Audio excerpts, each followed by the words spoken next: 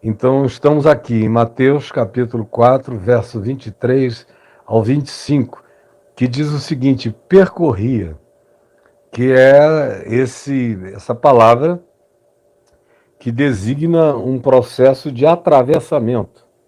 É uma palavra bem coerente com a designação original da expressão hebreu. Hebreu era o andante, era o percorrente, era o atravessante, era o indivíduo que estava sempre a caminho. Isso designava o espírito do hebreu. Hebreu era um peregrino. Abraão é que é o grande hebreu, porque ele vai acampando de lugar em lugar sobre aquela terra que no coração dele lhe tinha sido dada como uma promessa espiritual e divina. Então ele percorreu toda a terra, que depois veio a ser território de Israel, como um hebreu. E quando Israel é colocado em movimento, como quando eles saem do Egito, onde ficaram 430 anos em cativeiro, atravessam o Mar Vermelho e peregrinam 40 anos no deserto, eles são o povo Apuru, o povo hebreu, que vem dessa raiz de os que cruzam, os que vão adiante, os que procedem. E Jesus vive os 3 anos e meio do ministério dele tipicamente como um hebreu. E aqui a primeira vez que esse termo aparece, como percorria, designando essa peregrinação, você vai observar que o lugar onde esse espírito de atravessamento, de cruzar fronteiras, de não ficar parado no mesmo lugar, de estar em movimento, de estar em processamento, não é algo vinculado apenas à geografia, ao chão, ao espaço e ao tempo. Não. Você vê, por exemplo, Paulo, em Romanos 12, fazendo uma convocação hebreia para os discípulos de Jesus. Quando ele diz para oferecer o corpo como sacrifício vivo, santo e agradável a Deus, que é o nosso culto mais lógico, mais racional, é a única coisa que pode fazer sentido quando você diz: eu sou discípulo, eu sigo Jesus, eu amo o Evangelho.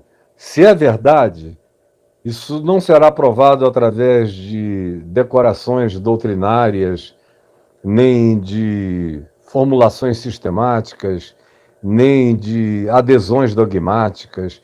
Tudo isso é bobagem humana, religiosa, para dar pedigree ou para marcar o gado denominacional com a marca doutrinal. No entanto, no Evangelho, e se você observar em todo o Velho Testamento, o caminho daqueles que estão em movimento, semelhantemente ao que Paulo prossegue dizendo em Romanos 12, depois de dizer: se você é de Jesus, se oferte vivo e viva uma vida linda, bonita, agradável, seja uma inspiração, seja um ente, graças a Deus, no mundo, aquela pessoa que quando chega, todo mundo que tem um bom coração diz: graças a Deus, porque com a tua chegada muda o espírito, muda o tempo, muda a atitude, muda a energia, muda o papo, muda a conversa, muda a direção. É aquele ser que chega e é uma inspiração ambulante. É esse indivíduo que entregou a vida como um sacrifício vivo, santo e agradável a Deus, e que é a coisa mais lógica que se pode fazer quando a gente diz: eu sou de Cristo. E Paulo prossegue e diz: e não vos conformeis com este século. É um chamado a não paralisia, a não ficar estático, a não brincar de estátua. Não, eu agora sou dessa denominação e aqui é assim que a gente faz. Aqui é assim que a gente fala. Aqui esses são os nossos jargões. Estátua, aí está morto, virou estátua. No Evangelho, o desafio de Jesus é: vem e siga-me. Se alguém quiser ser meu discípulo, a si mesmo se negue, tome a sua cruz e siga-me. E ele está sempre em movimento. Não só movimento do chão da vida, mas movimento mental. Porque a gente vê aí, Jesus ensinou isto, até aquele ponto. E eu vou mostrar isso mais adiante a vocês. Aí se diz, daquele ponto em diante, passou Jesus a ensinar isto. Ele nunca deixou ninguém fixado num lugar só, num assunto só, num tema só, numa ênfase só. Ele pregava a totalidade e vivia e encarnava a plenitude, como Paulo diz em Mileto, em Atos 20, de todo o conselho de Deus. É isso que ele quer que a gente aprenda. Para isso há uma pedagogia evolutiva, crescente. Como quem está me acompanhando aqui desde Mateus no capítulo 1, está participando de uma progressão, de uma evolução, de uma pedagogia crescente. E vai ser assim até o fim, porque o Evangelho tem começo, tem meio e tem fim. Então, percorria Jesus. Paulo faz o apelo de não vos conformeis com este século, não se plantem, não se fixem, não se autodeterminem dizendo que alcançaram e chegaram aonde tinham que chegar. Porque nenhum de nós chegou aonde deveria, aonde deve chegar. Nenhum. Não existe um único ser humano completo, acabado. Único ser humano pleno, mas que se deu ao direito de crescer, de se surpreender, de se alegrar, de se entristecer, de viver, de amar, de se deixar chocar pela brutalidade da natureza humana ou pelo amor inesperado. Foi Jesus, ele que era o pleno, a plenitude, ele que é o alfa e o ômega, ele que é o Filho do homem, o homem pleno, o homem completo, ele que é aquele em quem a gente vê quem Deus é para o ser humano e quem o homem pode ser para Deus. Homem, humanidade pode ser para Deus. Ele, todavia, está sempre em processo de levar os outros ao crescimento, e ele leva os outros ao crescimento expondo-se a si mesmo a processos distintos, diferentes, transformando a existência num laboratório de experimentos que acontecem com encontros novos, com pessoas novas, com dilemas novos. Assim ele percorria, assim eu, mesmo morando nessa casa aqui já há 19 para 20 anos, que é o lugar onde eu mais tempo já residi, sem mudança, tenho crescido e mudado, porque a minha mente nunca parou de se transformar. Nunca. Desde que eu nasci, ela se transformou para o bem e para o mal. Depois que eu me converti ao Evangelho e dei razão a Deus na minha vida, dei razão a Cristo Jesus na minha vida, ela continuou crescendo, progredindo, se desenvolvendo. E quanto mais o tempo passa, independentemente de se pela idade, eu já não sou mais uma pessoa que pode viajar todo dia, ou 3 vezes por semana, no mínimo, como antigamente, mas houve décadas que eu viajava todo dia. Esse tempo passou, mas não aqui. A minha mente continua na velocidade da luz, indo, incansavelmente, se sabendo, felizmente inacabada, sem telhado, sem teto, porque não há limites para a luz do Cordeiro me iluminar. Não há limites hoje e não haverá jamais limites em nenhuma outra dimensão, nem naquilo que chamamos de eternidade. Nem lá haverá limites. Eu crescerei para sempre. Eu mergulharei na plenitude de Cristo, que é a plenitude de Deus.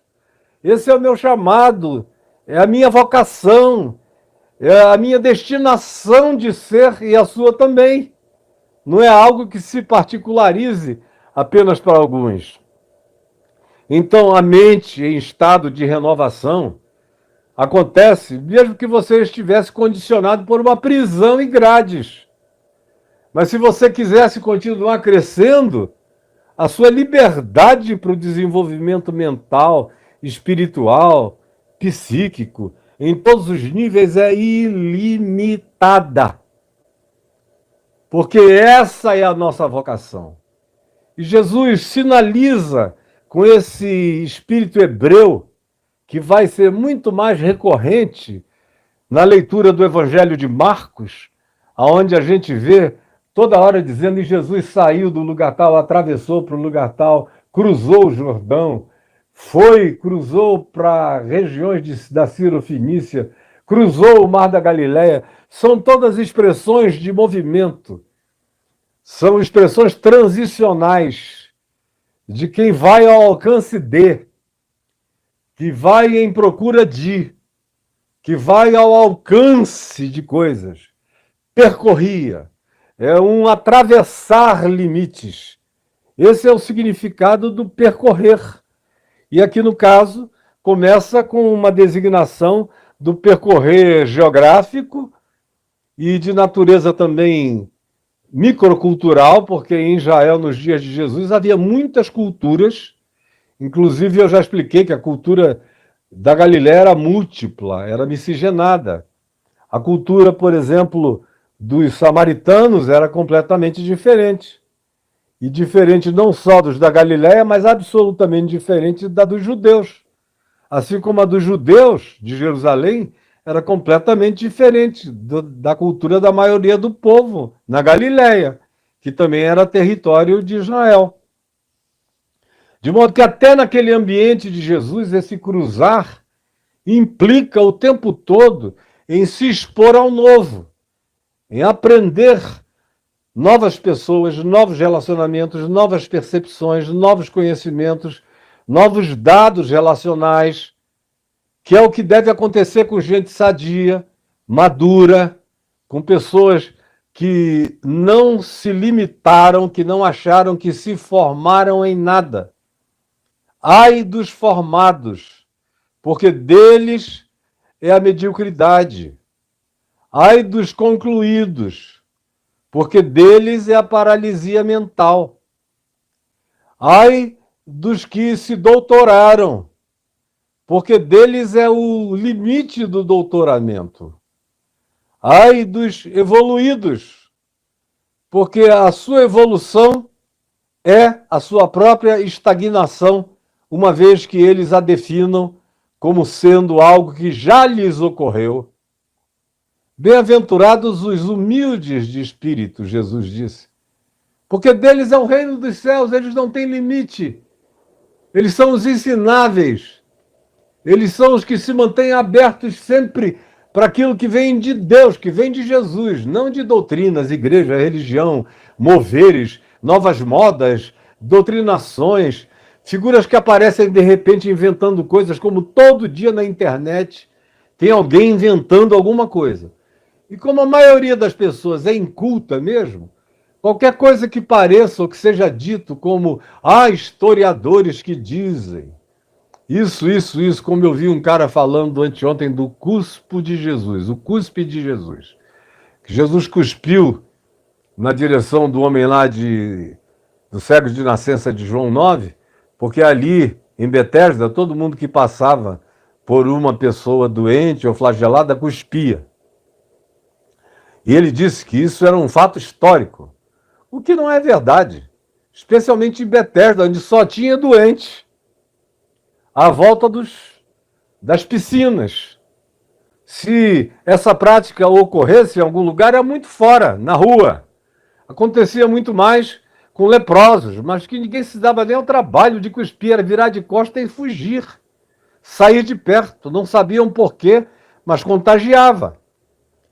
Na realidade, Jesus cuspiu no chão, fez saliva, por uma outra razão que eu já falei trilhões de vezes.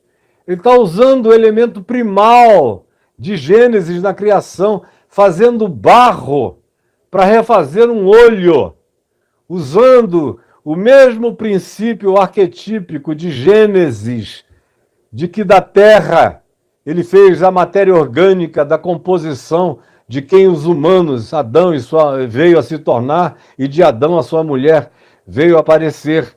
É apenas uma ligação que diz: o mesmo Deus Criador está aqui, ao invés de se inventar uma história de cuspe.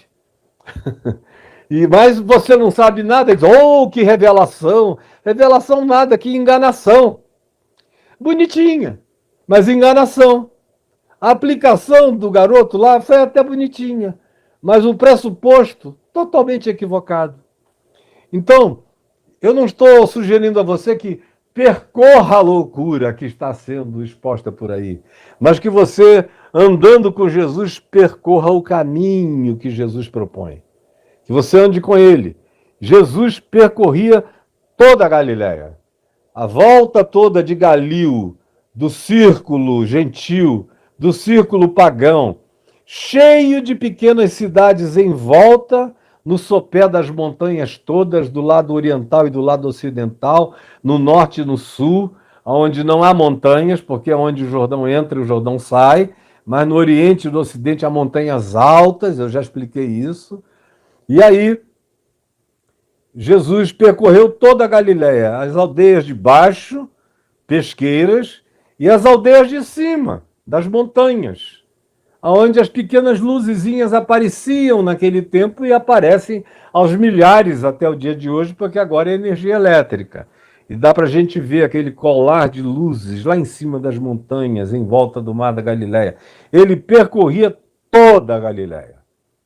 Significa dizer que ele percorria a Galiléia mais povoada por judeus, tanto quanto ele percorria a Galiléia do que hoje a gente chama de lado jordaniano, a Galiléia dos gentios mais densos, das decapólis, das cidades greco-romanas, onde havia línguas em variedade, culturas em variedade. Ele ia de cidade em cidade, pregando em todos os lugares, não se fixando em lugar nenhum.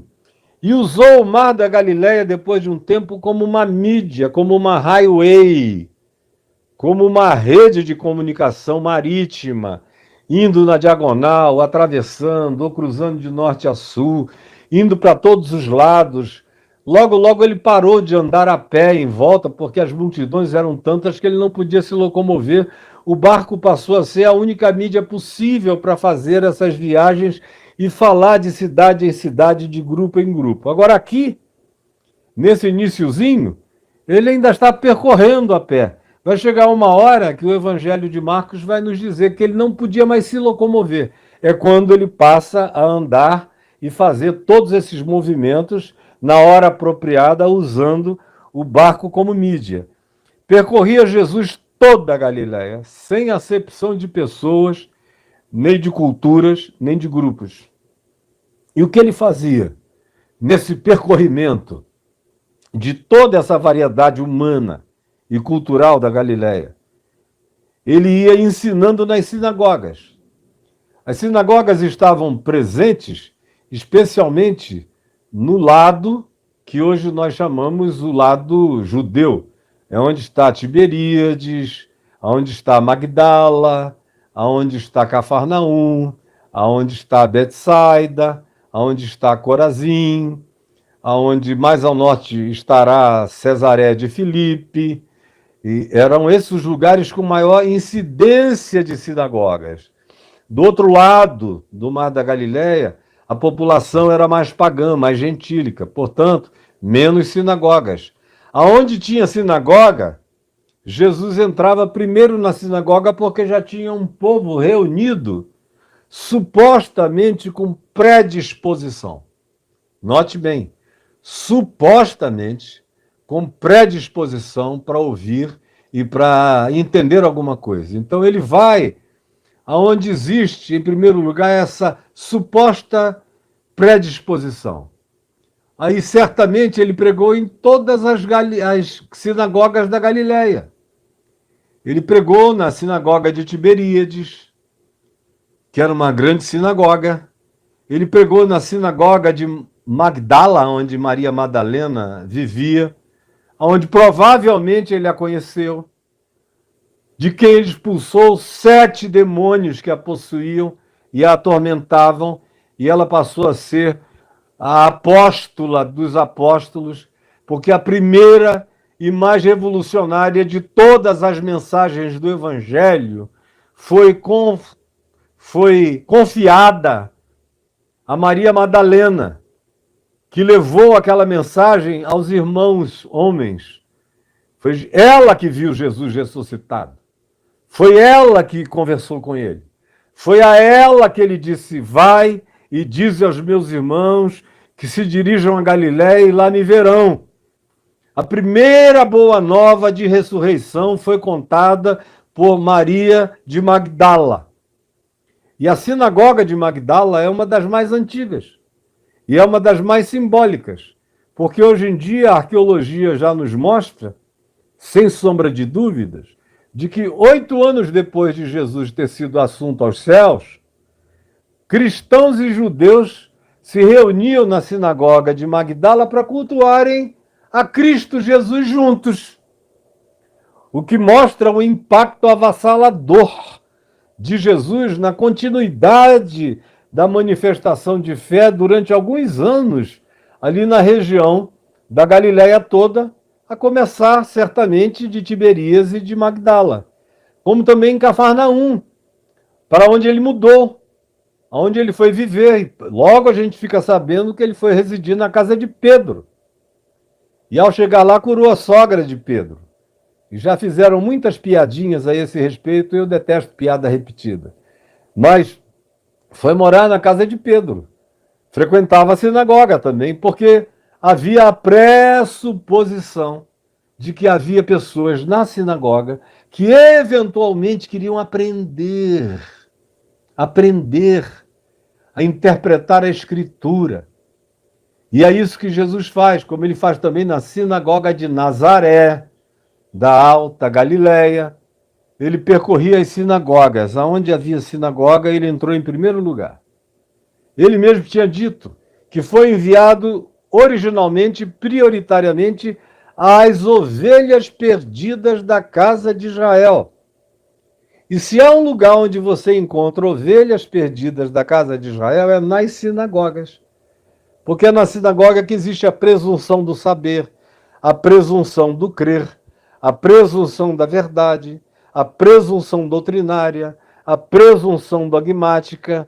É na sinagoga que existem todas essas certezas que blindam a mente e o coração para os novos conhecimentos, para as novas percepções, para as novas manifestações inequívocas de Deus. No caso aqui, segundo Jesus, no nosso caso também. Ele ia primeiro à sinagoga, que era o campo missionário mais difícil. Você veja que as sinagogas em Israel foram os primeiros agentes de ameaça a Jesus. As primeiras ameaças a Jesus não aconteceram em Jerusalém, mas nas sinagogas. Foi na sinagoga de Nazaré onde ele correu o primeiro perigo, na cidade onde ele fora criado. Quando ele citou Isaías 61, e disse: hoje se cumpriu essa escritura que acabais de ouvir aqui em mim. Eu sou o cumprimento do sonho do profeta Isaías. Eu sou aquele ungido pelo Senhor para evangelizar aos pobres, proclamar libertação aos cativos e restauração da vista aos cegos, para pôr em liberdade os oprimidos e anunciar o ano aceitável do Senhor. E ele parou ali, porque em Isaías 61 continua, tem uma vírgula e diz: e o dia da vingança do nosso Deus. Ele não veio para o dia da vingança do nosso Deus, ele botou um ponto parágrafo ali. O dia da ira do Cordeiro vai acontecer, só Deus sabe quando e como será. Não existe essa descrição minuciosa. Agora existe a minuciosa descrição do que Jesus veio fazer, dessa pauta original. Me ungiu para... E aí ele diz, e eu já falei, não vou repetir.